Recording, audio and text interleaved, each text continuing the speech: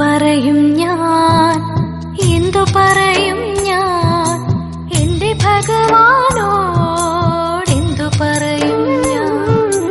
ഒന്നും പറയാതെ ഒക്കെ അറിഞ്ഞോളും നിൻ പരിതാപങ്ങൾ ഒക്കെയും തീർന്നോളും. എന്തു ചോദിക്കും ഞാൻ, എന്തു ചോദിക്കും ഞാൻ എന്റെ ഭഗവാനോട്, എന്തു ചോദിക്കും ഞാൻ? ഒന്നും ചോദിക്കാതെ ഒക്കെയും തന്നോളും നിന്റെ അഭീഷ്ടങ്ങൾ